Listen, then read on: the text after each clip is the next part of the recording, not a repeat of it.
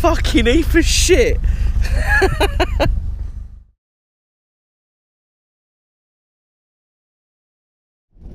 What's up, guys? So today you join me from the driver's seat of my girlfriend's 2002 Mini Cooper S. So I've already had an experience with a Mini. My mum owns a 2003 Cooper. I've never really been a big fan of the car, if I'm honest. I liked it, and I liked the way it drove, and I liked the way, you know, through the back roads it was really nice, but to use as a daily car, I didn't feel it was, I don't know, it just seemed like a lot of work for not a lot of gain. But with this one, the Cooper S, I'm really impressed actually. The extra bit of power, these run 163 brake horsepower as standard through the 1.6 litre supercharged engine, and I'm really impressed with it actually. To me, is a completely different car to the Cooper. It just feels so much more purposeful, I think the word is. It's got a lot more purpose to it. With the power, it makes you feel like it should be harder to steer, and it should be harder to change gear, and you know, it should be a little bit stiffer as a car. The ride on this isn't too bad. I've been in other Minis and the ride's been terrible in my opinion, it really is. This one's not too bad. I will say, I personally think it's down to the run flat tyres. I think they're overpriced, I think they're pretty shit if I'm honest, and they just ruin the ride comfort. Torque steer there. Makes an awesome noise. This is standard. You can really hear the supercharger whine as you go through the gears, and as standard as well, these pop, bang and a little bit of crackle at the same time. So there's a lot going on, just as standard as a standard car. So because of the short little wheelbase, you can really throw it in. You can feel the back come round, and as you come round, brake into the corner and out with the supercharger whine. Yeah, really good round a corner, bloody hell. Yeah, this, do you know, on a track, I reckon this would be fucking awesome. I really do. It's just more of a go around corners and nip out and to the next corner round it sort of car. It is so good at cornering, this car. I'm so impressed. I really am.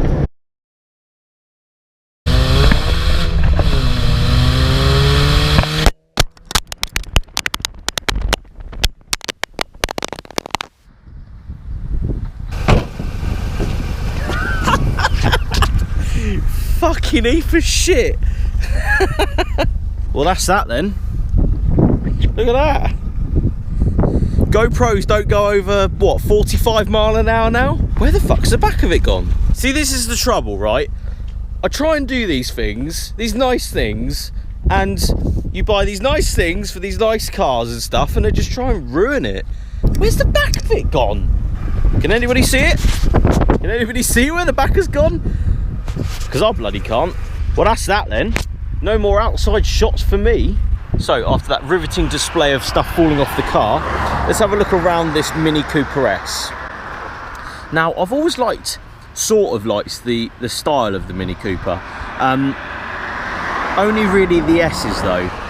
Only because they look more aggressive. Obviously the ones and the Coopers, yeah, they're nice, but they're not as aggressive looking in my opinion. So let's start with the front. I've got a supercharger intake there, which looks good. It shows that this is an S with that sort of thing, which is good. 17-inch wheels with the run flat tyres. I prefer these over the 15s, and you know, but if it was up to me, I wouldn't have run flats on the bloody thing because they do my head in. Come around the side, chrome mirrors, which are nice mini touch. You've got the black roof on this one. I did see one with a panoramic sunroof, but that just means it's going to leak in my opinion. Not that I know that if they leak or not, but it's definitely something to think about, I suppose. Coming around the back, this is where said GoPro fell off. Exhaust tips, I do like the exhaust setup in this, where it's in the middle of the car.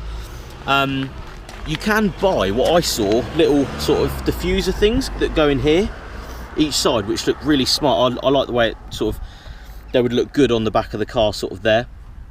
But as standard, really nice. And again, if you park this next to a Cooper, you'll really see the difference in comparison. Nice little spoiler there. I like the spoiler on these, but I do like the GP one that like comes up and then goes straight across. But they are about 500 quid or 450 quid I was looking at them, so they're another, again, it's a nice feature, but for 500 quid I'm not sure I want to spend that on a spoiler. Nice sticker there, you should definitely pick one of those up. Cooper S there. This is where said GoPro fell off as well. Very dirty, this car. It was clean about 2 days ago, but due to usage it is now very, very filthy. One thing I do really like is this, where they've taken the actual gas cap filler thing off and just left this nice big chrome thing on it, which looks smart. I like that. It's a good touch, old school touch that is. So yeah, very cool car. And if we come inside, I like the door handle where you have to sort of grab it and open it like that. Inside, a little bit messy, but that's fine. Do you know, I've always been a fan of this cluster. The only reason is because I actually prefer it here than in front of you, because you can glance to the side and it's like, it's not, to me, it's not as sort of off-putting as you think it's going to be with it being over here. And I actually quite like it to be in a different place. Obviously, in some cars, if you're going to have it on the fucking passenger side over here, then that's a stupid idea, but I think in the middle is a really nice touch, and obviously an old school touch as well, which looks good. My main thing about this car is the fact that there's no bloody armrests. So the door card over here, you can't really put your arm on that unless you want to put it on the actual windowsill up there, and there's no armrest here, so you're sort of hanging off the steering wheel as you're driving, which is fine, but if you're used to having a car with an armrest, it's sort of like, it's more of an inconvenience, I think. So yeah, I really like these. I think they're nice. I think they're definitely affordable now. They're really, really sort of come down in price enough so they're great value for money. They haven't like hit rock bottom or anything like that. So I think if you're willing to spend sort of, you know, 2.5 to 3 grand, maybe 3.5, you know, and maybe on from there for a you know, lower mileage one, I definitely think if you're looking for something that's small, nippy, you can get around town, it's really, really nice to drive, but it's got the power when you want it to, and it's, you know, it's sort of cool at the same time. It's got a cool feel to it. Don't get me wrong, a lot of people are going to say, oh, it's a fucking girl's car, oh this, oh that, but I do think there's something cool about this car. I can't quite put my finger on what it is, but it's just, it's like old school cool in a new car. And I know the Mini purists are going to be a bit funny about that, saying, oh, it's not a pure Mini, and you know, it's not this, not that, it's more of a BMW, but it's not a bad thing that it's a BMW, because BMW make amazing cars. So I think if you're going to do something old school but bring it into the newer generation, BMW are probably one of the best people to do it. Do you know what I mean? But there is still little things like, I know it sounds sad, but it's the armrest and the fact that there's nowhere to put your arms, and sometimes on a long journey it becomes a little bit too cramped.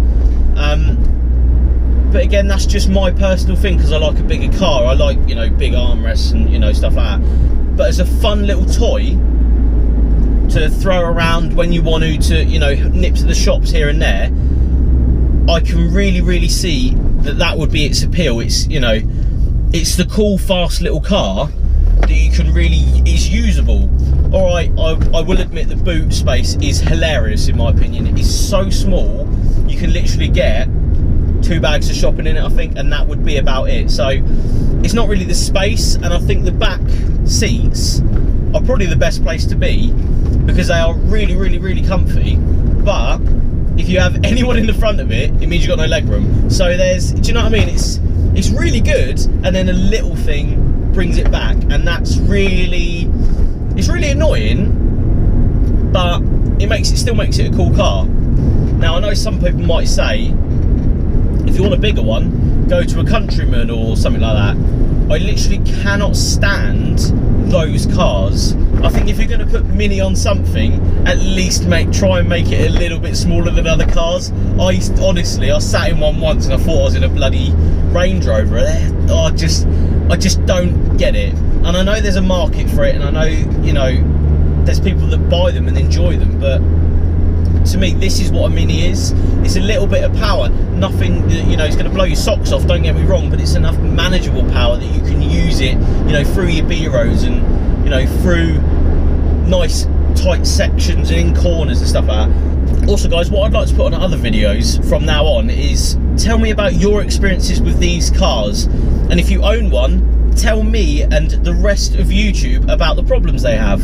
Obviously I only get, you know, half an hour, 40 minutes with these cars sometimes, so I can't really go in depth into, you know, problems they have and, you know, bits and bobs like that. So if you own one of these, or you own any other of the cars that I've featured on my channel, leave a comment, tell me your experience, tell me, you know, problems they have, and just let everyone know what it's like to own one of these. So guys, thanks for watching. Make sure you like, share and subscribe, and I'll see you on the next one. Cheers.